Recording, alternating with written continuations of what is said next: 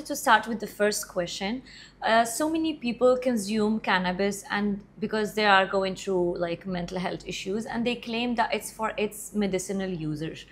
People talk about it being medicinal. It certainly seems to help in issues related to intractable pain. For example, if you have a cancer of some kind and the pain is horrendous and you take it, it seems to reduce.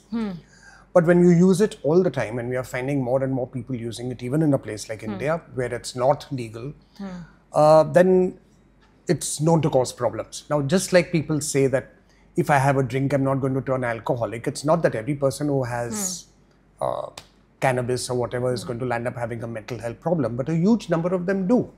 A huge number of them believe that it's okay to have a joint before going to bed and then I'll be able to sleep well. Or I get up in the morning and then I'm relaxed, and when I don't take it, I'm angry and I'm upset. But all of that is absolutely not really what we are looking for. But like for so many... All right, so you have something in the drugs. Alternative methods, like in Ayurveda, etc., where they do have cannabinoids and things like that. Oh, they do? We are extreme, you know, you use oils, for example, which they put in and they're supposed to get absorbed and things like that. We are a little conservative about it. So I think that I don't think too many people are prescribing too much of it. Is it happening in India? It is happening in India. Is it legal? Certain issues, certain conditions, certain neurological conditions, you can use it. Okay.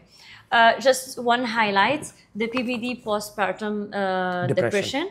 Can it be so bad that it requires a psychiatrist consultation? Absolutely. Yeah. Absolutely. And there should be no fear about that. So we are looking at it also in terms of two things. There is something called a depression and there's something called a psychosis.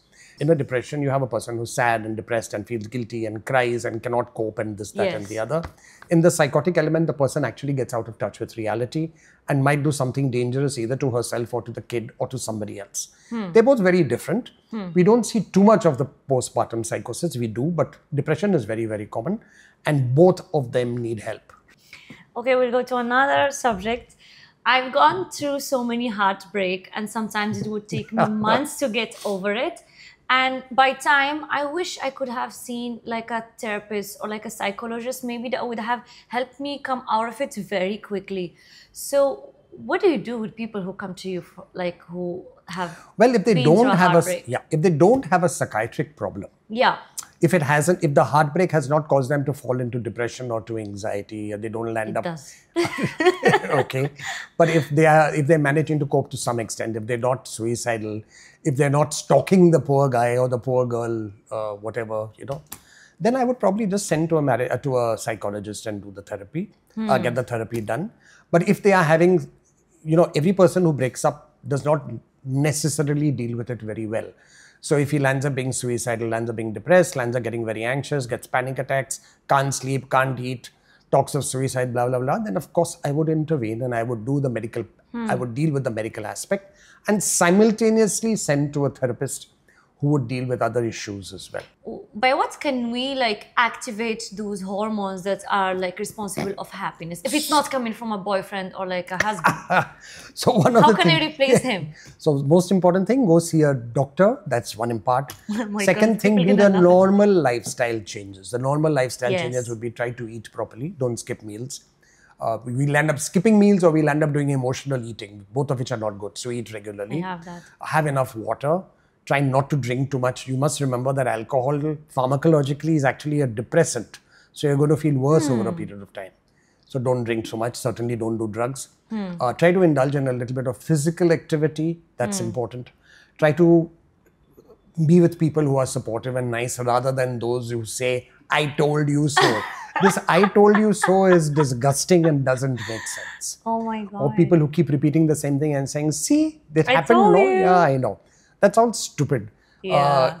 You know, I mean, if everybody knew ahead of time what is going to happen 2 years later, then we'd all call ourselves God. But that doesn't happen. Reinforce your own feelings. And if it takes very long, then you might need medication. So what makes a difference between two people who come out of a breakup quickly and one who takes time? Does it mean that that person is weak emotionally? No. Or like their neurological system is weak? I don't think there's anything like weak and strong. Okay. So that we have to throw out of the conversation. A person is not weak if he cries more. A person is not weak if he takes longer to recover. A person is not weak if he seems to get very badly affected. It's not that I'm strong, so I will smile and I will not commit suicide. Even a person who commits suicide is not weak. I mean, who attempts to kill himself is not weak. Strong, So we are looking at the fact that, again, your genetics come in. If you have grown up with genes which enable you to be a little more resilient, if you've grown up with a supportive environment where by and large you've had more pluses rather than minuses, if you haven't constantly been told that you are an idiot, and if you haven't had too many negative experiences. Now, obviously, the first breakup will be shattering, but if I have 5 breakups, then I really think there's something wrong with me. So for that, you need a little more exploration, and you need to find out what you're doing wrong, which is causing people to move away from you, rather than saying, oh, I'm a poor guy and nobody understands me. So genetics can also be different from even 2 siblings who belong to the same parents. Yes, they can. But we are also looking at the fact that to some extent, social indicators are also important. Now, COVID was a horrible, continuous physical stressor. So we've seen a huge amount of people who have kind of recovered, who have done very badly after COVID. See, what happens is, supposing I was on the borderline, I had my resilience which enabled me to cope with whatever I was passing through. But at the same time, I had my negatives coming in. So I managed to stabilize myself. And then suddenly COVID comes in. And this continuous stress, it's not for a month, it's not for 2, it went on for 2 years, 3 years. You had people dying. You didn't know what was happening. And it's the uncertainty of not knowing when it's going to end which causes a problem. If I know that I'm passing, say, through a heart attack, and at the end of 2 months, 3 months, I'll recover. That's great. But if I don't know what it is, and I don't know how I'm going to recover, and I don't know if I'll recover, and people around me are dying, it's very, very frightening. So a lot of people who had a problem became much worse. Then we thought that once COVID ended, it'll become easier, but it's not. People are still coping. People are still... COVID part. Another question, while growing up, my parents have always told me that, oh, you got bullied. It's bullied in school. It's good. Oh, you fought with this friend. It's good, because that which will make you like stronger in the future emotionally and mentally. While growing up, I kind of disagree with this statement. I don't feel like a person needs to go through hard time to develop a certain resilience. What do you think? I agree with you. I think it's very unlikely that a person will not have occasional hard episodes in his life. You'll be very lucky, and I don't think anybody like that is like that. Something or the other will cause you to feel upset. But I agree with you. I mean, I still have parents who come up to me and they have a special needs child. And the parent says that they get so incredibly angry when somebody comes up to them and then says things like, God gives a special needs child to a set of parents who can cope with it. That's disgusting. So I don't think we need to have a hardship in our life in order to become better. In order to become stronger. I don't think that's necessary. Let's go back to my industry, Bollywood. Okay. Where I thought it's very pinky, glamorous, and by working for the past 2.5 years in the industry, it's not as easy as it looks from outside. And unfortunately, in Bollywood, there's so many people who are suffering mentally because of the job and because of how the industry is, and also because of how hard it is mentally to be an actor or to be a celebrity or an entertainer. Fortunately, we have so many people in the industry who have shared their experience, which make it less of a taboo now. So I want you to tell me why we as actors, we are more likely to develop mental health issues. I don't think you're more likely. I think you're as likely as anybody else. The only difference is that the glamour associated with it. So you have a lot of people who comment on you. And, you know, people trolling you, people talking negatively about you, and you're always being in the limelight. That has its own attendant problems. So if you're constantly in the limelight and then suddenly you're not in the limelight, that becomes an issue. You know, you have 2 major kind of problems. One is when you're trying to make a beginning and you face rejection, etc., etc. That causes a lot of problems, especially when you think you're good and you know you're good and people have told you you're good, but you don't get a break. Or you have to face up to negativity, or you have to face up to maybe the casting couch or whatever else there is when you don't want to do that. As time goes on and maybe you've made your little niche in the industry, and then it does happen that unless you're extremely lucky, it's not that indefinitely you're going to be as popular as you were. Maintain the success. Maintain your success. And if you've reached the pinnacle and then suddenly you're no longer that important, unless you're very sensible, you do have problems. So please tell me, what are the things that an actor, like a celebrity, should work on mentally with himself to kind of reduce the risks of being mentally ill in the future? Then maybe he should leave the industry. No, I wouldn't do that. I love it. It's like you know. Yeah, no, I understand what you're saying. You reduce tobacco because you know it will give you cancer. So like I how will to be tell strong. You. I will tell you. I think you need to have friends who are not in the industry, and you can spend time with them. Okay. There are a lot of people, unfortunately, land up getting into addictions of various kinds. You have to guard against that. You have to be very clear in your head as to how far you're going to allow yourself to go in terms of the principles that you want to follow. Wow, amazing. So that you don't necessarily do what people are doing in order to gain the success that you want. Because we lie to ourselves sometimes. Yes. We're like, no, I didn't want to do it. Well, actually, you want to do. Yeah. You should always be honest with your partner, either boyfriend or husband, wife or whatever, and tell them that you are growing through like a mental health issue or like a psychiatrist issue, or you think it's completely a private thing that one can keep for themselves, or you think it's an obligation to share. All right. So now I'm not going to be judgmental. Okay. I will always say that if you have a supportive spouse or a supportive family, share. Because there's nothing as good as sharing, and there's nothing as good as a person. I mean, I have spouses who have done incredible stuff. I also have spouses who are horrendous. So I'm not going to judge whether you want to tell the person or don't tell the person.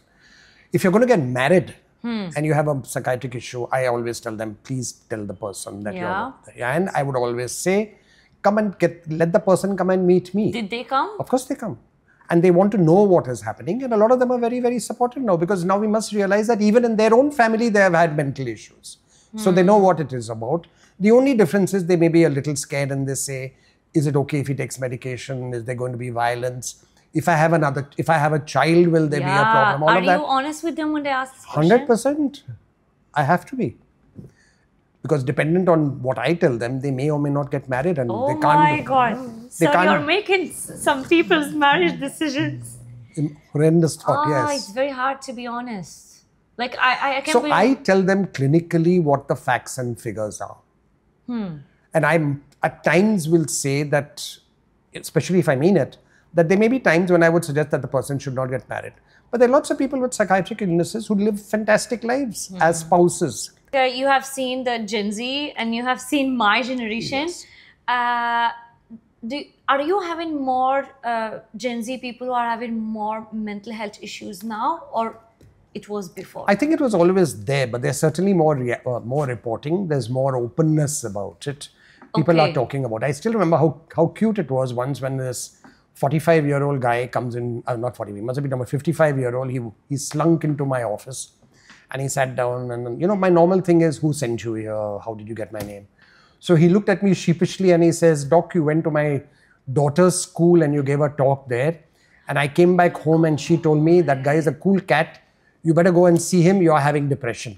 And that's so cute. I thought that was so lovely. Such an aware daughter. But that father actually listened to his daughter and came, and he did have depression. Amazing. Was he depressed? He was depressed.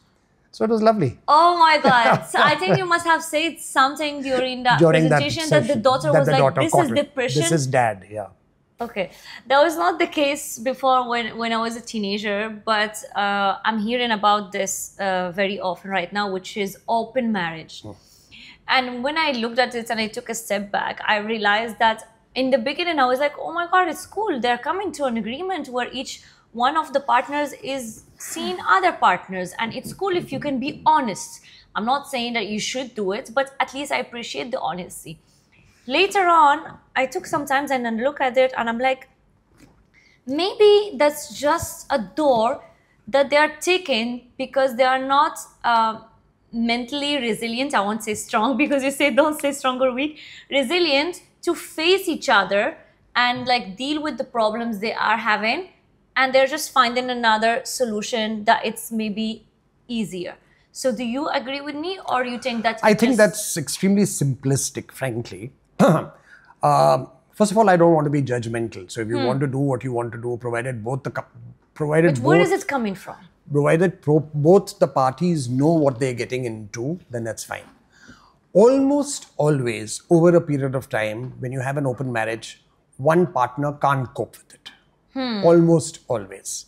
So there will be, the very fact that you're having an open marriage means that you're dealing with your own jealousy. You don't bother if your spouse or your partner is seeing other men or women, etc., etc. So you have to be a very evolved individual. Almost always over a period of time, this doesn't continue. So then one or the other person will start saying that I can't cope with this, let us stop, etc., etc. There are very few open marriages here. There are lots of open relationships. But to get married and have it open, I don't think I've seen too many. Yeah. And if both of them are comfortable with it, so be it.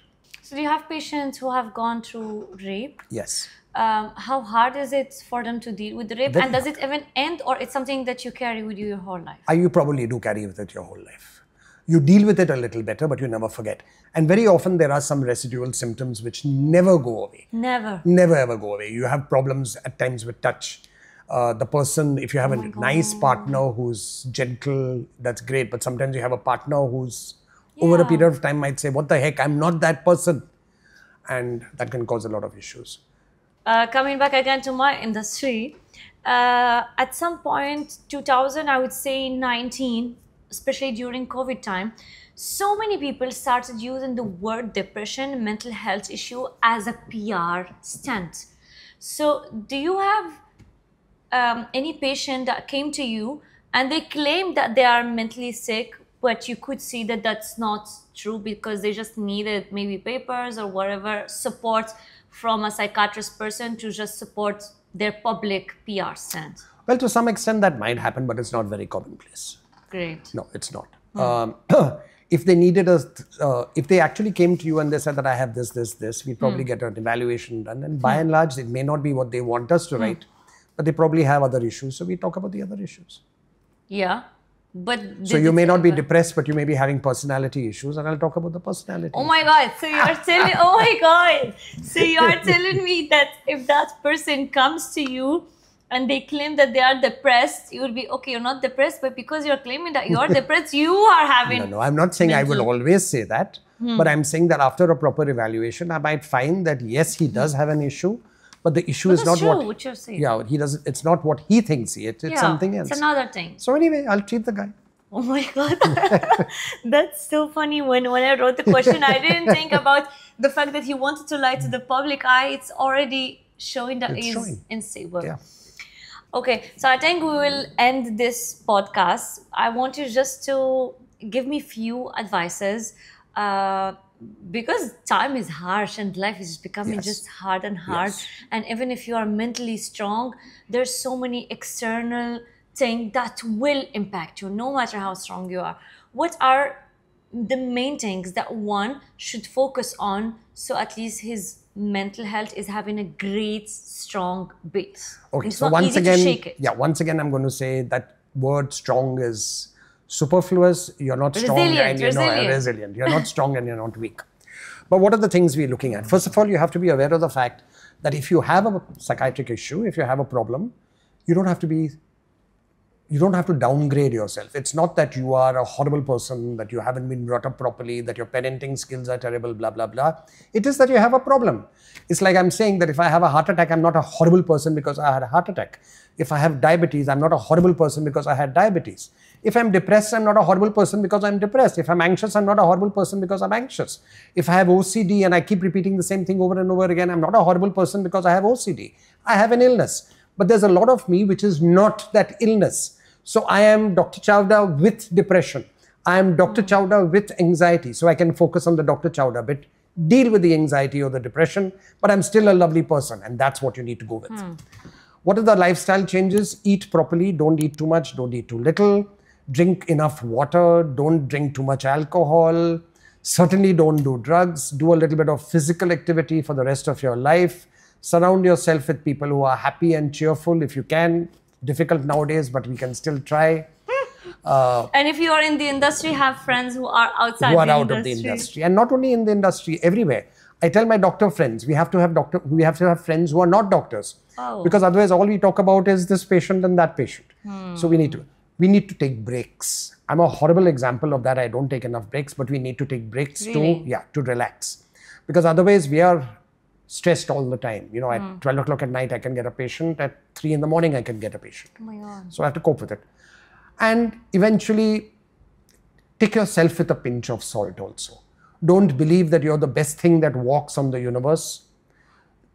Always remember that nobody is indispensable. If you pop it for a week, people will say, what a nice man, what a nice man. And then afterwards, life will go on for everybody. Yeah. So don't take yourself too seriously. Enjoy, laugh, have fun. Yeah. Get onto podcasts. just one thing, because you've said it 3 times during this podcast, drink water. How is water related to mental health? We talk about hydration being very, very important. Why? For mental health. For mental health. And it is absolutely essential for proper hydration, which is essential to allow all the normal processes to take place in the body. So for digestion, you need water. For neurological services, you need water, etc., etc. And most of us are dehydrated. Yeah. When you're on medication, I say it's absolutely a must so that, you know, you can flush out whatever is there. But in general, we need a lot of water. And most Indians don't. Most people don't. Forget Indians. Yeah. So we need to have. But your neurological system needs water. All the systems need water. Okay, but you highlighted neurological. I highlighted. I say that to everybody. Yeah. Okay. Thank you so much for this podcast and thank you so much for your time. I'm saying this publicly. The team was late, so my apologies for you. And I think I've been lucky that he's a psychiatrist, so he could like a little bit deal with it with a smile and with like a positive mindset and a pinch of salt. So thank you so much. Thank you for inviting me. And to the audience, ask for help. Oh my God. Yeah. And accept it. Accept it. We are not horrendous people. Yeah. We are nice chaps. We'll also make you laugh. And who knows, maybe you'll think that we are just like you. So you'll be very comfortable with us. Yeah. Oh my God. That makes me want to take a session with you.